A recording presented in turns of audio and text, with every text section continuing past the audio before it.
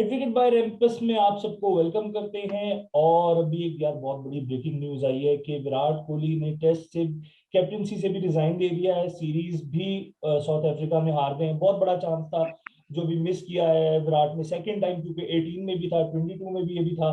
तो उस पर बात करने के लिए हमारे साथ आज मौजूद है ब्रॉडकास्टर, सीनियर जर्नलिस्ट, समाज चैनल पे भी आप इनको देख रहे थे अभी, और मुख्तलिफ टीवी चैनल्स पे हम इनको देखते ही हैं, सर सुहेब अलवी। सर अस्सलाम वालेकुम, कैसे हैं आप? ठीक ठाक हैं?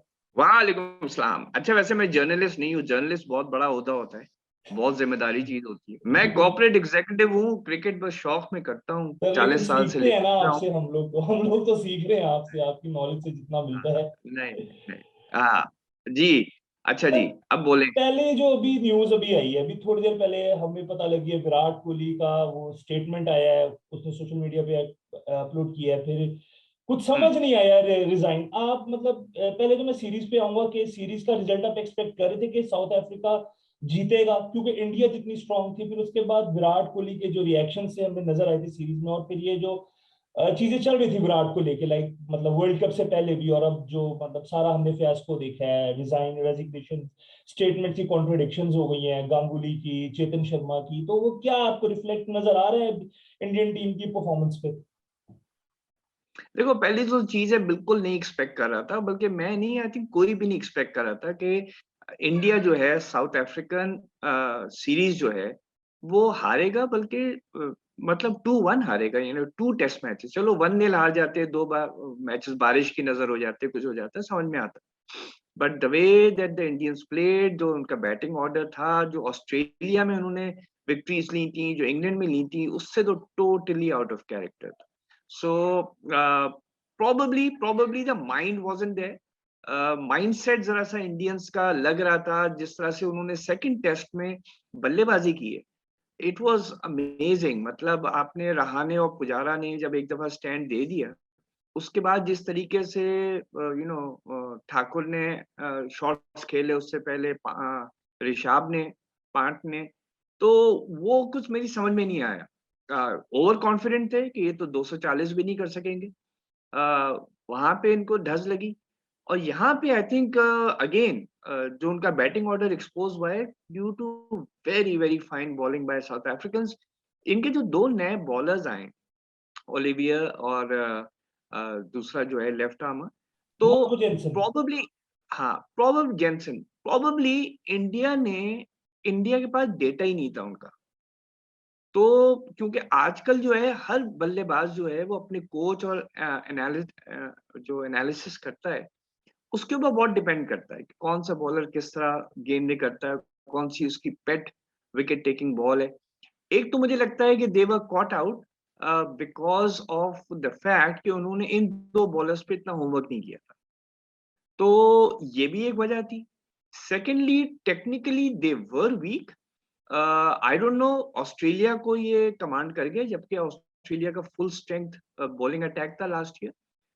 लेकिन उसके बावजूद आई थिंक कुछ यहाँ पे इनकी अप्रोच की वो थी गलती। कुछ माइंडसेट ऐसा था कि they were not focused. And probably back end के ऊपर, क्योंकि द्राविड नया कोच आया है, हो सकता है कि द्राविड ने कुछ ऐसी कंडीशंस रखी हो प्लेयर्स से, जिससे प्लेयर्स जरा से प्रेशर में आ गए हो।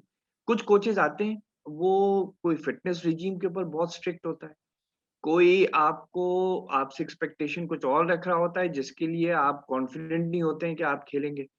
क्या पता कोहली किसी और तरीके से कह रहा हो इनको खेलने को, द्रविड़ किसी और तरीके से कह रहा हो। बिकॉज द्रविड़ जब वो खेलता था तो he was a totally different player than what Kohli is today. वो अग्रेसिव नहीं था, he was very passive aggressive आप कह सकते हैं, लेकिन अदरवाइज नो। कुड बी कि वो कह रहा हो केयरफुली खेलो, कोहली कह रहा हो मार के खेलो, तो प्रॉब्ली प्लेयर्स भी जरा से कंफ्यूज हो गए, and I think that's the reason. Sir, आपको ये नहीं लग रहा कि जैसे सेकंड टेस्ट में हमने देखा था कि विराट ने जब खेला था तो हनुमा विहारी को खिलाया था इन्होंने, और हनुमा ऐसा एक प्लेयर है जो हर कंडीशंस में इनको बड़ा अच्छा एक खेल के देता है। हमने ऑस्ट्रेलियन सीरीज में देखा था सिडनी में, मतलब उसकी हैमस्ट्रिंग फट गई थी और वो मतलब ड्रॉ करके आया था। इस सेकंड टेस्ट में भी हमने देखा कि शार्दुल के साथ उसने एक पार्टनरशिप लगाई और 240 तक वो लेके गया था। तो उन दो सीनियर्स में से अजिंक्य और पुजारा की मैं बात करूं, कोई एक ड्रॉप होता या अगर इंडिया एक बॉलर कम कर देता, जैसे क्योंकि इंडिया की थ्योरी आपको पता है 5 बॉलर्स की चल रही है, और 5 मतलब 3 to 4 बैट्समैन और एक ऑलराउंडर के साथ जाते, तो वो एक इशू ने एक वो कॉम्बिनेशन खराब करा टेस्ट मैचेस को अगर लेके देखा जाए। प्रोबेबली देखो, एक तो पहली बात ये है कि हर टेस्ट टीम अपने सीनियर्स को पहले चांस देती है। यहाँ तक ये देखो कि एक दिन पहले होबार्ट का जो टेस्ट था, उसमें ये तक नहीं पता था एक दिन पहले कि उस्मान ख्वाजा खेलेगा नहीं खेलेगा विद 2 टेस्ट साइड्स। तो जो एस्टैब्लिश्ड प्लेयर्स होते हैं, स्पेशली जो सीनियर होते हैं, उनको हमेशा जब वापस आता है प्लेयर, तो the junior has to step down, चाहे उसने 80 की हो, 50 की हो, चाहे उसने 5 विकेटें ली हो। बोलैंड को आफ्टर 6 फॉर 7 ये कहा जा रहा था कि शायद अगला टेस्ट नहीं खेलेगा अगर हेजलवुड फिट हो जाएगा। तो एक तो ये बात है।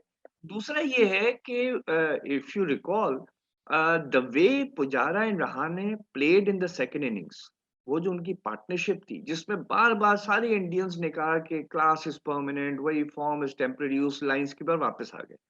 So they were not expecting कि केप टाउन में the two will flop again in both the innings, और ये भी एक वजह थी उनको दोबारा खिलाने की।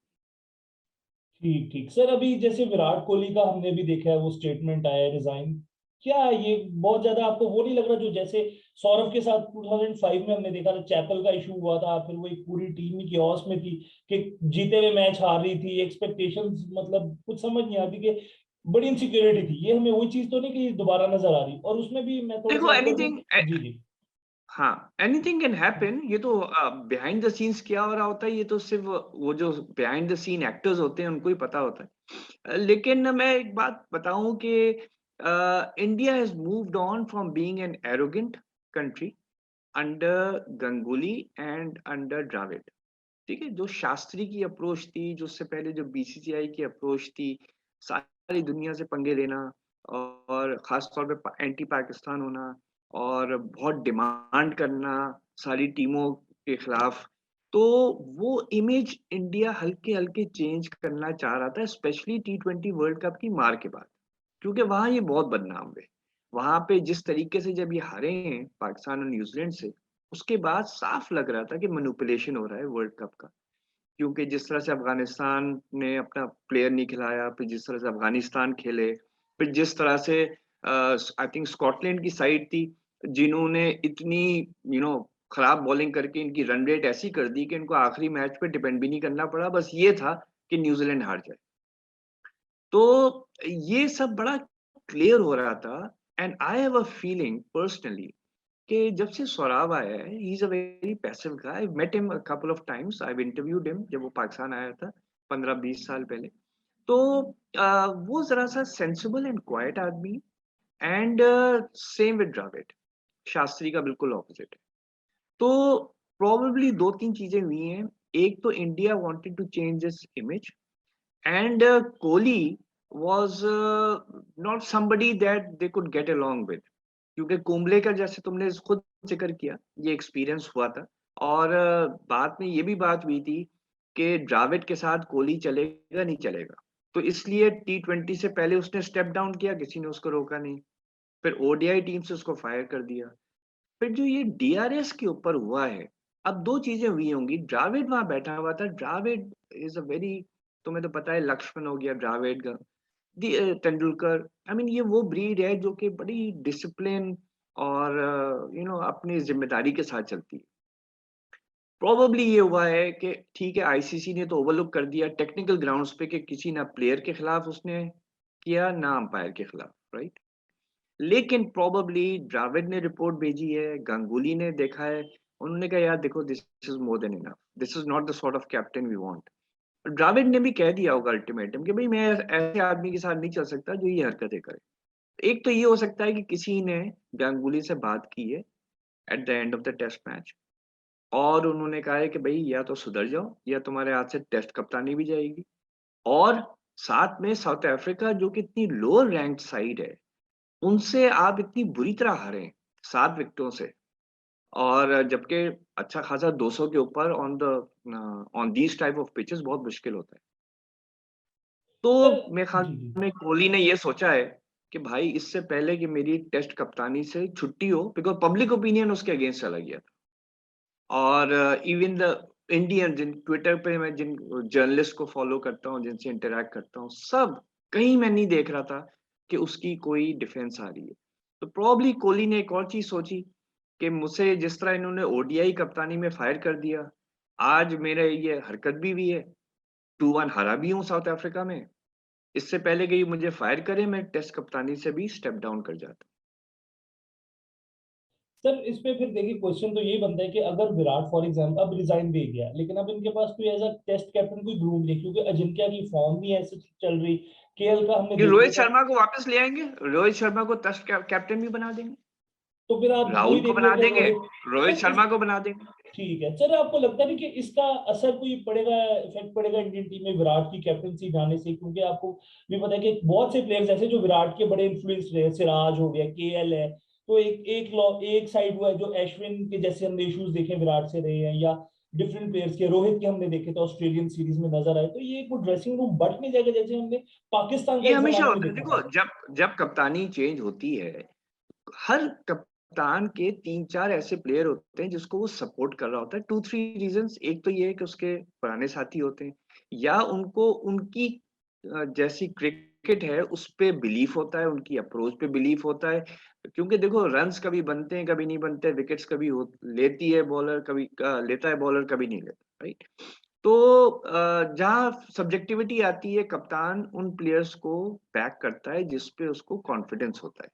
अब वो कॉन्फिडेंस इस वजह से होता है कि ये मेरी बात मानता है, या ये है कि कोच की बात नहीं मानेगा, मेरी बात मानेगा, या प्लेयर भी समझ रहा होता है कि यार कप्तान इज राइट। तो ये तो जब भी कप्तानी बदलती है तो चीजें चेंज होती हैं। ये तो 100 साल की क्रिकेट की हिस्ट्री है, ये यहाँ नहीं, ये तो इंग्लैंड ऑस्ट्रेलिया में भी होता है। आपका ये स्टीव वॉ था, उसका फेवरेट क्रिकेटर नील हार्वी था। नील हार्वी कोई ऐसा खास क्रिकेटर नहीं था, ऑलराउंडर था, लेकिन स्टीव वॉ कहता था नहीं हार्वी खेलेगा। जब उसको ड्रॉप करते थे तो वो सेलेक्टर्स को फोन करता था टूर पे कि उसको भेज दो। तो स्टीव वॉ गया, किसी ने हार्वी का नाम भी नहीं सुना। सो होता है, हर क्रिकेटर जो है वो अपने कुछ फेवरेट्स रखता है, सर इसमें उसके तो बाद जैसे जब आप जाता है। थोड़ा सा जरा हमारे व्यूअर्स के लिए थोड़ा सा बता दें, क्योंकि इमरान खान का भी ये था कि मंसूर अख्तर को बड़ा बैक करते थे एटीज में बहुत ज्यादा इसी तरह, और लेकिन वो कर नहीं पाया। फिर जब मियांदाद कप्तान बने तो मंसूर अख्तर का नामो निशान ही कोई इतना जाए, या जब मियांदाद कप्तान होते तो इकबाल कासिम खेलते थे, या इमरान होते थे तो अब्दुल कादिर।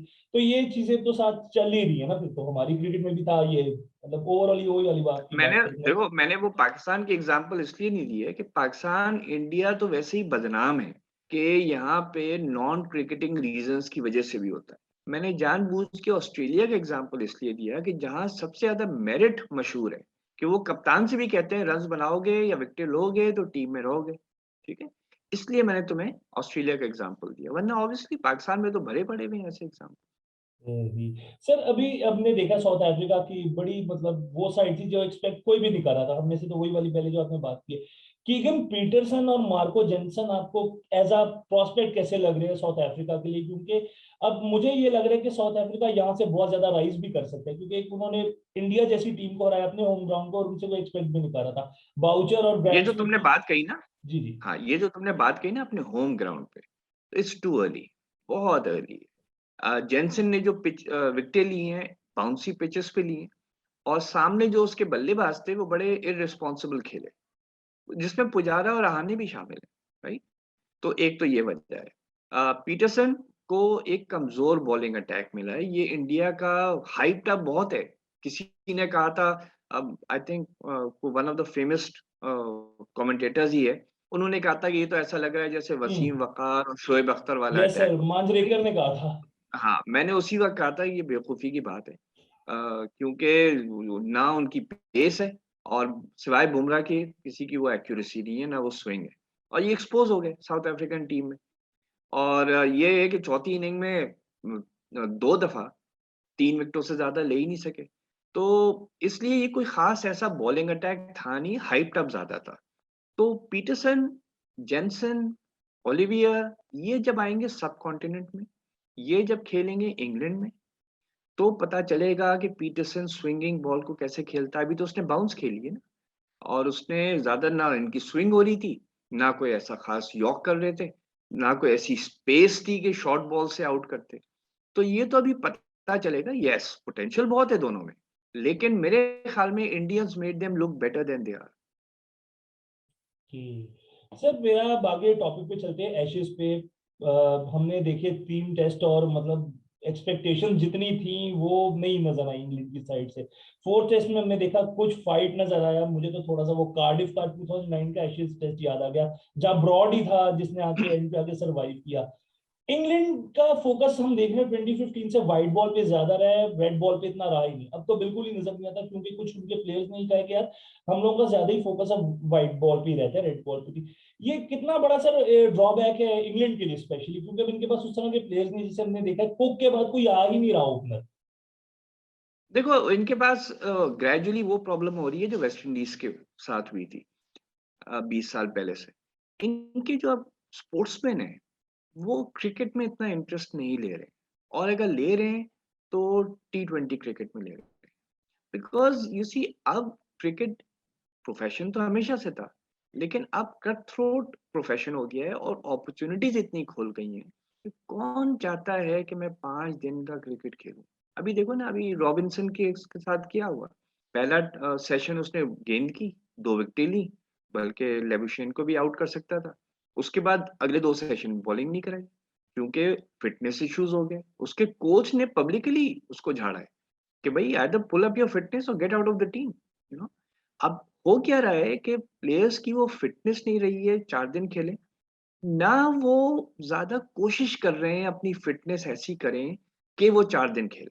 क्योंकि टेस्ट क्रिकेट का मतलब है आप कहीं ना कहीं लीग क्रिकेट खेलने की अपॉर्चुनिटी मिस कर रहे हैं।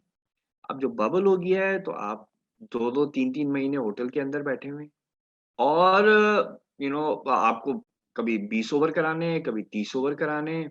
तो इसलिए अब इंग्लैंड में भी ये हो रहा है कि वहां पे जो क्रिकेटर्स निकल रहे हैं, और उन्होंने अपने क्यू अपनी ईसीबी से लिया है।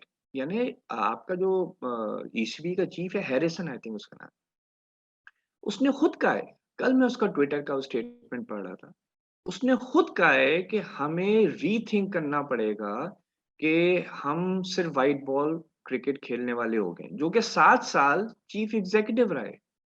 अब आप ये बताएं, जब चीफ एग्जीक्यूटिव जिसको 7 साल बाद समझ में आई है, तो जब तक तो पानी सर से गुजर चुका है ना।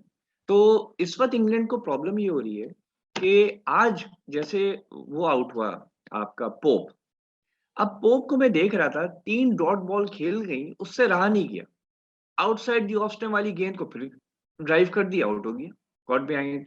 यानी इतनी बाहर जाने वाली गेंद। तो Elgar is a role model for all of them. Hmm. Elgar ने कितनी गेंदें छोड़ी हैं आउटसाइड दी ऑफ स्टंप, ये लोग छोड़ ही नहीं रहे, क्योंकि व्हाइट बॉल की आदत है कि हर तीसरी चौथी गेंद के ऊपर शॉट खेलना है। तो प्रॉब्लम यहाँ ये हो रही है इंग्लैंड को इस वक्त कि उनके पास 4 और 5 डे वाले क्रिकेटर्स नहीं है।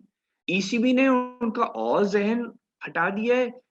अप्रैल में काउंटी क्रिकेट के मैचेस कराते हैं 4 डे, फिर पता नहीं सितंबर में कराते हैं, बीच में सारा या तो T20 हो रहा होता है या वाइट बॉल, यानी वाइट बॉल क्रिकेट हो रही होती है, चाहे वो द 100 हो, चाहे वो T20 ब्लास्ट हो, चाहे वो 50 ओवर मैच हो, जो भी हो। तो प्लेयर्स भी पिछले 5-6 साल से देख रहे हैं कि यार खेलना है तो व्हाइट बॉल क्रिकेट खेलो।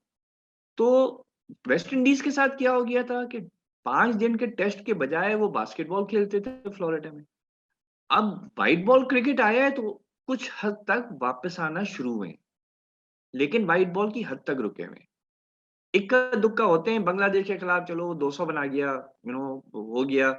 लेकिन यही 5 डे क्रिकेट ये लोग ऑस्ट्रेलिया, न्यूजीलैंड, इंग्लैंड में जाके खेलेंगे, 2 दिन में मैच खत्म हो जाएगा। तो सर इस वक्त इंग्लैंड को भी यही प्रॉब्लम बिल्कुल। हो रही है। उनके जो बॉलर्स हैं, एंडरसन ब्रॉड के बाद उनके पास कोई बॉलर नहीं बचा है जो 30 ओवर कराए। ठीक है, तो वो दूसरी स्पेल में, तीसरी स्पेल में हाफ देते हैं। हम्म। और वो कहते हैं चलो यार ज्यादा ज्यादा क्या हुआ, टेस्ट क्रिकेट से छोड़ देंगे, व्हाइट बॉल क्रिकेट खेलेंगे, डोमेस्टिक भी खेलेंगे, इंटरनेशनल भी खेलेंगे इंग्लैंड की तरफ से, लीग क्रिकेट भी खेलेंगे। तो दैट इज व्हाट ग्रेजुअली ये सब पे आ रहा है। ये तो इंडिया, पाकिस्तान, बांग्लादेश जहाँ पे पैशन है, जहाँ पे और कोई स्पोर्ट ही नहीं है, तो अभी भी आपके 5 डे क्रिकेटर्स हैं। श्रीलंका में देखो, बंदा 30 साल का था, वो रिटायर हो गया, पर कल वापस लिया है उसने अपना बिल्कुल। रिटायरमेंट। लेकिन सब उस तरफ जा रहे हैं। nobody wants to go and train for 4 hours a day to keep themselves fit for 5 days cricket. कहते हैं यार 4 ओवर वाला गेम खेलो, हर बॉलर 4 ओवर के लिए तो फिट होता है, अगले दिन दोबारा 4 ओवर कराने होते हैं, बस सही। सर इसमें फिर आईसीसी का कितना इंपॉर्टेंट रोल आना चाहिए, क्योंकि आईसीसी तो इस चीज को फिर वर्ल्ड टेस्ट चैंपियनशिप तो करवा रहा है, आईसीसी वो कुछ एक कर ही नहीं प्रॉपर। सकता, देखो ICC it's too late. ICC कुछ कर ही नहीं सकता, एक तो वजह ये है कि ये प्राइवेट लीग्स है, आईसीसी का इनके ऊपर कंट्रोल ही नहीं।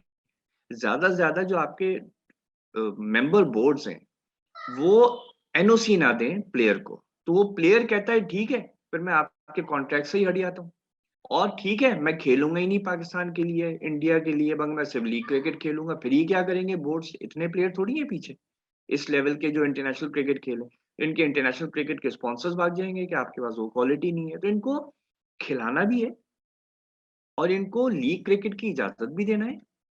तो आईसीसी इसमें क्या कर सकती है, मेंबर अगर आईसीसी ने कोई रिस्ट्रिक्शन रखी है तो लीगली वो रख ही नहीं सकते, उनका कॉन्स्टिट्यूशन नहीं अलाउ करता टू इंटरफेयर। वो डोमेस्टिक बोर्ड्स के मेंबर बोर्ड्स के ऊपर कह सकते हैं, मेंबर बोर्ड्स कहेंगे हम ऑलरेडी कर रहे हैं जितना कर सकते हैं, हम किसी प्लेयर को थोड़ी रोक सकते हैं पैसे कमाने से। और तो वो भी बैलेंस रख रहे हैं, साथ में मेंबर बोर्ड सोच रहा है यार मैं भी व्हाइट बॉल क्रिकेट कर रहा हूँ, ज्यादा पैसा आता है। तो इस वक्त प्रॉब्लम ये है कि is getting out of hand, ये अपने ऑर्बिट में चला गया है league cricket, private league cricket और ये सब। इसको अब कंट्रोल करना बहुत मुश्किल है। The only way you can do is improve in some way the quality of 5 day cricket, कुछ इंसेंटिव ज्यादा रखो, उसकी सैलरी डबल कर दो 5 डे टेस्ट की, फ्रॉम जो भी 1 डे की जो प्रो रेटा आती है 5 डे क्रिकेट की प्रो रेटा कर दो, उससे भी डबल कर दो, ताकि कोई इंसेंटिव हो कुछ क्रिकेटर्स। और वैसे तुम्हें कुछ क्रिकेटर्स मिलेंगे, जैसे अब्बास है आपका, जैसे कुछ एंडरसन ब्रॉड वगैरह हैं, ये लोग इनकी वो बॉलिंग ही नहीं है जो रन्स रोक सके, ठीक है, ऑन फ्लैट पिचेस। तो इनको पता है कि यार टेस्ट क्रिकेट खेलो उसमें बैट्समैन रिस्क कम लेता है, वी गो फॉर 2.5 रन्स पर ओवर, 2 रन्स पर ओवर, वहां भी हमारी बॉलिंग चल जाती है। तो ऐसे भी आपको क्रिकेटर्स मिलेंगे। अब जैसे एल्गर का मैं एग्जांपल दोबारा दूं, he is not a heater.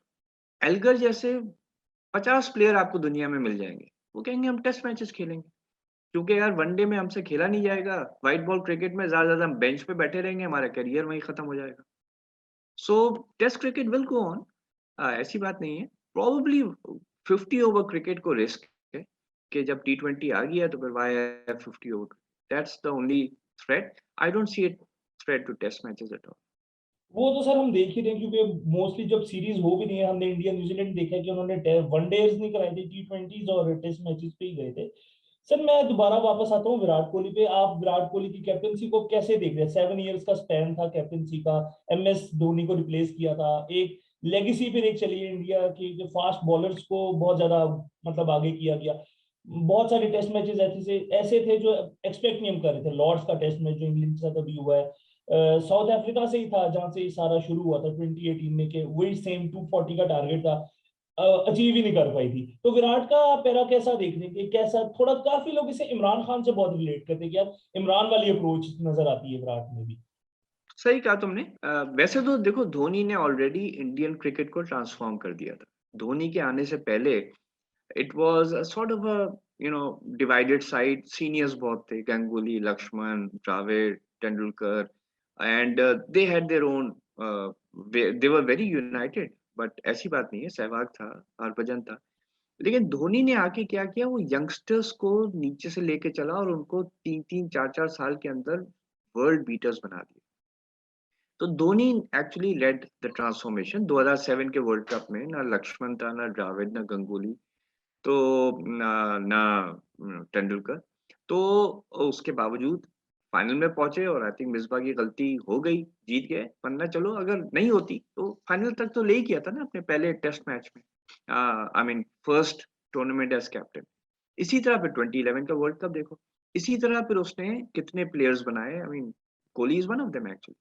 तो मैं सिर्फ ये कहूंगा कि ट्रांसफॉर्मेशन हो गया था, सिर्फ फर्क ये था कि जरा सा अग्रेशन लैक कर रहा था, बिकॉज धोनी का जो यू नो एक रवैया था, जो उसका एटीट्यूड था, वो बहुत काम सा था, वो ज्यादा प्लेयर्स को ड्रेसिंग रूम में मोटिवेट करता था, फील्ड पे इतना नहीं करता। कोहली ये किया, कोहली ने आके eyeball to eyeball opposition को देखा और उसने जिसको कहते हैं ना, जैसे तुमने इमरान का एग्जांपल दिया कि he set led by example. Dhoni भी बाय एग्जांपल ही लीड करता था, लेकिन कोहली ने जब अपना पहला टूर किया ऑस्ट्रेलिया में, आई थिंक 2014-15 जब भी था, जहाँ 2014। वो टेस्ट सीरीज आई थिंक हार गया था, बिल्कुल। लेकिन एक टेस्ट जीता भी था इंडिया, आई रिमेम्बर। तो वो मैं मैचेस देखता था सुबह सुबह उठ के। अब ये बताएं कि इतनी फास्ट पिचेस पे और ऑस्ट्रेलिया के अच्छे खासे फास्ट बॉलर्स, उनको ये फ्रंट फुट पे आके चार मारता था। तो वहां से जो उसने एक ट्रेंड सेट किया कि इंडियंस मशहूर थे कि ये ऑस्ट्रेलिया में जाके डर जाते। तो वहां पे उसने जाके एक तो एग्जाम्पल सेट किया, ऊपर से फिर वो एक अग्रेसिवनेस लाया फील्ड में, चाहे वो अपीलिंग के वक्त हो, चाहे वो अंपायर से बहस करना हो, चाहे किसी से करना हो, जैसे जावेद मियांदाद ने भी किया था। और जावेद मियांदाद ने ट्रांसफॉर्म किया था पाकिस्तान साइड को। इसी तरह इसने भी ये किया कि India first, my player first, my player गलत भी करेगा मैं उसको सपोर्ट करूंगा। साथ में उसने फिर अपने प्लेयर से कहा मारो बाउंसर, देखा जाएगा। क्योंकि पहले इसलिए कप्तान नहीं कहते थे कि यार ज्यादा हमने बाउंसर मारे तो हमें भी पड़ेंगे बाउंसर। तो ये भी एक स्पेशली सब कॉन्टिनेंट में ये बहुत रहा था कि यार ज्यादा अग्रेसिव ना हो, क्योंकि हमारी बारी आएगी तो हम कहाँ जाएंगे। तो ये कहता था मारो, देखा जाएगा। सो इसलिए इसने अग्रेसिव स्टांस लिया, बॉडी लैंग्वेज इसकी इतनी पॉजिटिव हो गई, इसने प्लेयरों को इनकरेज किया कि यहाँ तक कि जब पिछली सीरीज जो ये जीते हैं 2-1, उसमें पहले टेस्ट के बाद तो कोहली वापस चला गया था, लेकिन उसने जो टीम तैयार की हुई थी, जो वो प्लेयर्स लड़ झगड़ के ले गया था, और जिन प्लेयर्स को उन्होंने ग्रूम किया था, उसको देखो कि उसकी गैर मौजूदगी में उन्होंने 2 टेस्ट जीते और 1 बचाया। वरना वो हार जाते, सीरीज 2 और ड्रॉ होती। अब ये पांड जैसे प्लेयर्स हो गए, फिर ठाकुर, फिर ये वॉशिंगटन, ये ऐसे प्लेयर्स थे जो कोहली जो है उनको ग्रूम तो कर चुका था ना टूर पे। So that's what I mean कि उसने जो एक ट्रांसफॉर्म किया है इस साइड को, into thinking that they are world beaters, into thinking कि ये ऑस्ट्रेलिया को ऑस्ट्रेलिया में हरा सकते हैं, इंग्लैंड को इंग्लैंड में हरा सकते हैं। वही जो इमरान खान ने किया था 80s में। तो ये बिल्कुल क्रेडिट जाता है। साथ में ये था कि इंटेलिजेंट कैप्टन, पैशनेट बहुत था। तो ऑटोमेटिकली एक प्लेयर ऐसा होता है कि जब मेरा कप्तान इतना पैशनेट है, और जब कप्तान मेरा 4-4 घंटे ट्रेनिंग कर रहा है और जिम जा रहा है, तो फिर मैं भी करूँ। तो उससे भी बहुत फर्क पड़ता है। तो इसके जो प्लसेस थे वो एक लीडिंग बाय एग्जांपल था, प्लस ये कि ब्रेवरी। जब लोग कहते हैं कप्तान ब्रेव है, तो हम ब्रेव होंगे तो टीम में रहेंगे, और ये कह भी चुका होगा 10 दफा कि जो मेरे लिए लड़ेगा सीना निकाल के मैं उसको रखूंगा। तो फिर ऐसे प्लेयर भी उसने सेलेक्ट किए और कुछ प्लेयर ऐसे बन भी गए। तो ये उसका सबसे बड़ा कंट्रीब्यूशन है। विन परसेंटेज तो उसकी बहुत अच्छी है, I think 40 wins out of 60-68 test matches. तो लाजवाब उसकी कप्तानी रही है, सक्सेसफुल कप्तानी रही है। और ये वो कप्तानी आप नहीं कह सकते कि ये अपनी होम पिचेस पे सारे मैच जीता, जिम्बाब्वे के खिलाफ जीत गया, बांग्लादेश नहीं। इसने ऑस्ट्रेलिया, न्यूजीलैंड, न्यूजीलैंड में चलो हार गए थे ये, जब न्यूजीलैंड गए थे 2-3 साल पहले, इनसे खेला नहीं गया था। लेकिन ऑस्ट्रेलिया को ऑस्ट्रेलिया में हराना, इंग्लैंड को इंग्लैंड में हराना, two of the toughest places to win test matches, and that's where he got it and led by example. ठीक है, लास्ट 2 इयर्स में उसकी 100 नहीं हुई, होता है, बैड लक भी हो जाती है, 70s 80s में भी आउट हुआ। और maybe the pressure got to them, maybe the opposition figured him out, outside the off stump इसकी वीकनेस रही है। तो बट हिज कंट्रीब्यूशन वाज ट्रेमेंडस।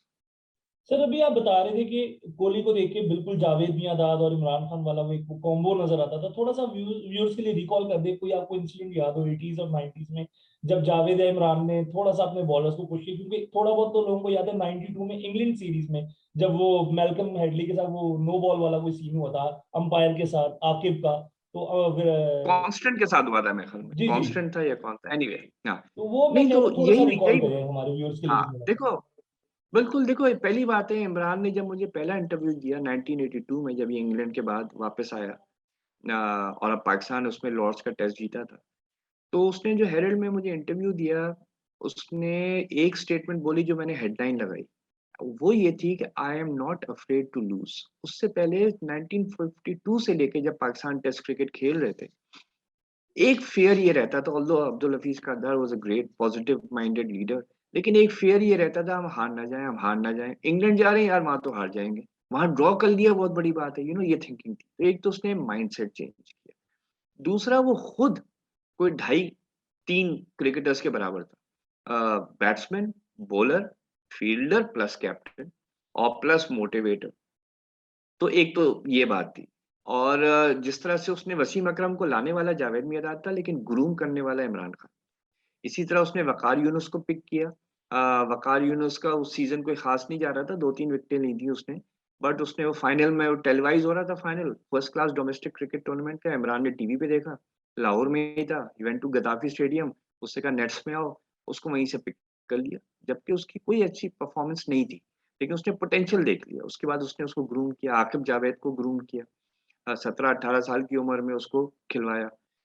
इस तरह इंजमाम को सेलेक्टर्स नहीं सेलेक्ट कर रहे थे, उसने नेट्स में जाके देखा, और against West Indies home ODIs उसने सेलेक्ट किया, पर वर्ल्ड कप में आपने देख लिया, और उसके बाद इंजमाम एज अ प्लेयर कैसे बना।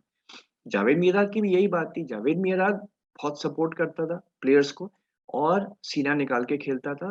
1975 से जब उसने अपना पहला ओडीआई खेला पाकिस्तान के लिए, 18 18 साल का था, 17-18 साल, वेस्ट इंडीज की number 1 side in the world, वहां पे उसने कोई 25-26 रन बनाए, नॉट आउट गया वापस, फिर लॉयड की विकेट ले ली। तो उसने भी बाय एग्जांपल सेट किया, और वो भी यही कहता था, यार डरते क्यों, ऑस्ट्रेलिया जाता था तो डेनिस लिली से पंगा लेता था, सीना निकाल के खेलता था। और वही जो तुमने इंसिडेंट बताया, मेरे जहन में वही था 1992 टूर पे, क्योंकि वो जो अंपायर था, I think it was Constant, maybe I am wrong, और स्क्वायर लेग के ऊपर जब वो गया, तुम जावेद मियांदाद से झगड़ा करते तक गया कि तुमने स्वेटर जो है उसने यूं करके आकिब जावेद के हाथ में दिया था, क्योंकि आकिब जावेद ने अपीलिंग बहुत की थी, तो उसने गुस्से से यूं करके दिया था। तो जावेद मियांदाद ने कहा, तुम होते कौन हो इस तरह अंपायर स्वेटर बॉलर के हाथ में देने वाले, तमीज से दो, तो he was obviously like that. और जावेद मियांदाद भी यही कहता था अपने फास्ट बॉलर से, मारो बाउंसर देखा जाएगा, वो कहता था मेरी बारी आएगी मैं सह जाऊंगा। तो वहां पे बैट्समैन उसको देखते थे। वेस्ट इंडीज 1988 में जब वो गया, तो इतनी फास्ट बॉलिंग एम्ब्रोस की और वॉल्श की और पता नहीं किस किस की, और होम अंपायर्स, वहां पे उसने 100 किए, और वहां पे वही बॉडी ब्लोज लेता था, और कोई ऐसी प्रोटेक्शन भी नहीं था उस वक्त सिवाय हेलमेट। तो यही यही बात है कि इसी तरह कोहली ने, जो समझो जिन्होंने मियांदाद की कप्तानी नहीं देखी, जिन्होंने इमरान की कप्तानी नहीं देखी, वो कोहली को देख के ये समझे कि ये आधा इमरान है आधा मियांदाद वाह जबरदस्त सर, बड़ा नॉस्टैल्जिया सा हिट हुआ है, आपने इतनी जबरदस्त बातें है। हमें शेयर की हैं। सर लास्ट में मैं आऊंगा पीएसएल पे। 17 को गवर्नमेंट का और पीएसएल की अथॉरिटी का मीटिंग है रिगार्डिंग क्राउड, क्योंकि ओमिक्रॉन आप देख ही रहे हैं कितना ज्यादा अफेक्ट कर रहा है पीएसएल में भी। एक क्योंकि बड़ा ज्यादा पीएसएल को लेकर इस साल बड़ा क्रिटिसिज्म हो रहा है कि यार प्लेयर्स क्वालिटी के नहीं आ रहे, पर ये बातें हुई थी वो बातें हुई थी। क्या देख रहे हैं पीएसएल, आपको लग रहा है इस बार पाकिस्तान में पूरा कंप्लीट हो पाएगा, या मतलब अल्लाह खैर ही करे, क्योंकि हम पिछले 2 साल से देखते हैं एब्रप्टली रोका जाता है, नुकसान होता है, फिर हम उसे शिफ्ट करते हैं आगे और बड़ी चीजें खराब होती हैं, क्योंकि इस साल देखो पाकिस्तान का। जी जी। ये तो अल्लाह ही बता सकता है, अल्लाह ही जानता है कि आगे क्या होने वाला है, अगली सांस में क्या होने वाला है, अगले दिन क्या होने वाला है, 27 को क्या होने वाला है।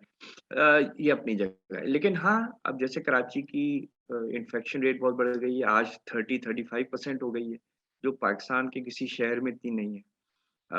एक डर है, लेकिन ये प्लेयर तो बबल में है। आप चाहे, अब तो वेटर्स तक बबल में होंगे, होटल का स्टाफ भी बबल में होगा, तो समझो मार्स या चांद के ऊपर रह रहे होंगे, तो चाहे कराची में जो भी होता रहे, तो आई डोंट थिंक इतना फर्क पड़ेगा बबल से। तो ज्यादा से ज्यादा दो चीजें हैं, एक बात ये हो रही है कि किसी एक वेन्यू पे करा लो बजाय दो वेन्यूज के कराने के, और दूसरी बात ये हो रही है कि इवन क्राउड्स को वही 30-40% पे रखो, 100% पे ना रखो जैसे पहले इरादा था। रह गया प्लेयर्स का, अगेन देखो, हमारे पास वो विंडो नहीं है जो आईपीएल के पास है, जहां वो दे मेक श्योर कि और कोई क्रिकेट ही ना हो रहा, इक्का दुक्का हो रहा होता है, उसके प्लेयर्स वो तोड़ के ले आते हैं।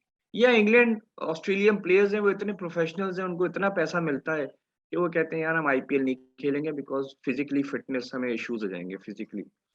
तो इसलिए पीएसएल को जब अपना टूर्नामेंट कराना होता है, देखो पीएसएल वैसे भी फरवरी मार्च में कराता था, अब क्योंकि ऑस्ट्रेलिया का टूर है इंशाल्लाह जो हो जाए तो ये जनवरी में लगे हैं पीएसएल, तो और क्लैश हो गया है क्योंकि अभी साउथ अफ्रीका ने न्यूजीलैंड जाना है मेरे ख्याल में, बांग्लादेश बीपीएल की ऑलरेडी उससे बीपीएल से भी क्लैश हो रहा है, फिर अबू धाबी में भी कोई ये नई लीग शुरू कर रहे हैं, प्लस ये है कि यू नो अभी और मैचेस हैं, इंडिया साउथ अफ्रीका के ओडीआईज हैं, इसीलिए वहां पे भी साउथ अफ्रीकन बोर्ड ने भी अपने प्लेयर्स को मना कर दिया कि भाई West we Indies have to, England की सीरीज भी है जिसकी वजह से सर हम देख रहे हैं कि कुछ प्लेयर्स वो भी पार्शियली है ठीक अवेलेबल है हैं ना। और हाँ कुछ नहीं है। हाँ, तो इसलिए कुछ डेट्स इस साल ऐसी हुई हैं कि आपके बड़े प्लेयर्स नहीं अवेलेबल हुए। अच्छा दूसरा ये है कि आपके पीएसएल में कभी वो प्लेयर्स आएंगे ही नहीं जो आईपीएल में आएंगे, हो ही नहीं सकता, एक तो विंडो नहीं है ना आपके पास, हो आप उसको अप्रैल मई में नहीं कराते, अप्रैल मई में फारिग होते हैं ज्यादातर प्लेयर्स। दूसरा ये है कि आईपीएल के पैसे कोई और लीग अफोर्ड ही नहीं कर सकती, तो आपके पास वो प्लेयर्स आएंगे नहीं। We must be mentally prepared for that. हमारे पास इक्का दुक्का कोई टॉप प्लेयर आ गया या किसी ने रिटायरमेंट ली हुई हो या कोई कॉन्ट्रैक्ट पे नहीं हो और उस वक्त उसके पास कोई और अट्रैक्टिव ऑफर नहीं हो तो वो आ जाएगा। So let's accept ground reality. I think financially, numbers wise, I think IPL के बाद हम number 2 brand है, and when it comes to league cricket, I think Big Bash और इंग्लैंड के T20 ब्लास्ट से हम compete करते हैं। लेकिन अगेन दो तीन चीजें जो तुमने बात की, एक है कि Covid, anything can happen any time, और इस दफा इन्होंने जो एक स्ट्रेटजी रखी है कि आपके 7-8 प्लेयर भी अगर कोविड पॉजिटिव हो जाए फिर भी मैच विल गो ऑन, क्योंकि इन्होंने कहा है कि जब तक 13 प्लेयर अवेलेबल हैं मैच विल गो ऑन। तो चांसेस हो जाएगा, एक पूरा पूल बना दिया है जिसमें ये होगा कि जिस टीम को प्लेयर कम हुआ उसने उस पूल से पिक कर लिया, वो खिलाड़ी किसी का नहीं है जब तक he is selected by one of the franchises. तो एक तो प्लेयर्स ज्यादा अवेलेबल हैं, पूरा होटल इन्होंने ब्लॉक आउट कर दिया ना, एक टीम एक फ्लोर पे ठहरेगी और वो होटल में एक दूसरे से मिल भी नहीं सकेंगे, हर टीम मेंबर सिर्फ अपने टीम मेंबर से मिल सके, सिर्फ मैच में या दो टीमें खेल रही होंगी they will be on the same ground, when they go back वो अपने अपने फ्लोर पे जाएंगे, उसके बाद उस फ्लोर से वो निकल ही नहीं सकते। तो जो बैरे हैं, जो स्टाफ हैं, जो क्लीन करने वाले लोग हैं, वो सब होटल के अंदर बबल में रहेंगे 1 महीने तक, वो घर नहीं जा सकेंगे।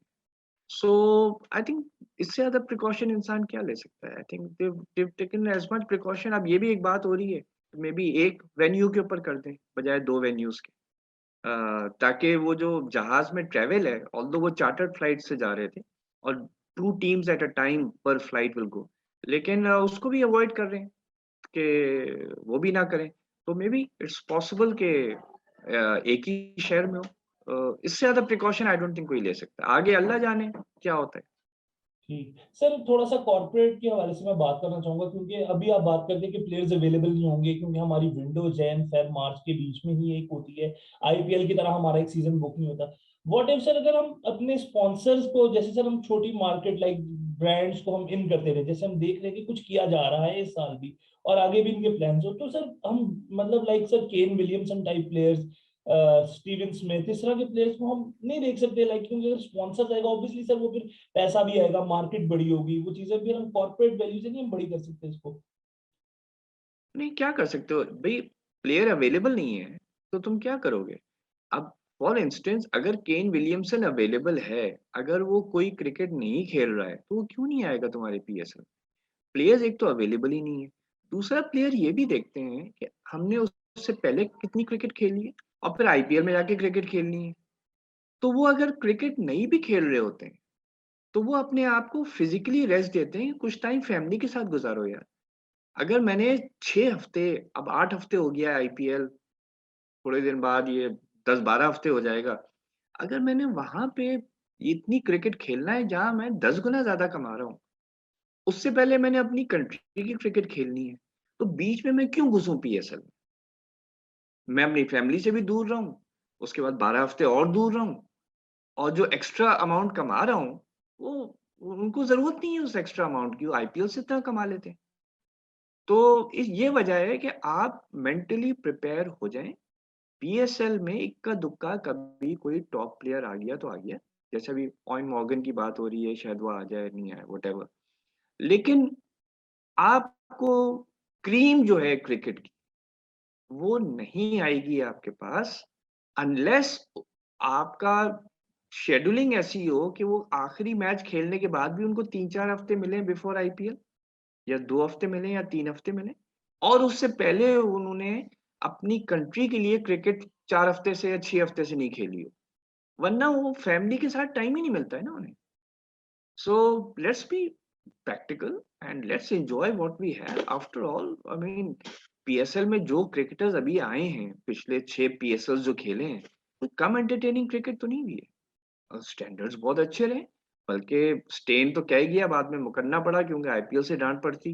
वो तो क्या ही गया कि यहाँ की bowling quality is far better than IPL bowling quality. तो इस तरह आपके अपने प्लेयर्स में इतना टैलेंट है कि दे मेक अप फॉर अब आसिफ अली आके अगर छक्के मारना शुरू हो जाए, तो चाहे आगे विलियमसन उसके सामने बैटिंग कर रहा है, उसको कौन पूछेगा। तो इसलिए I don't think it matters much.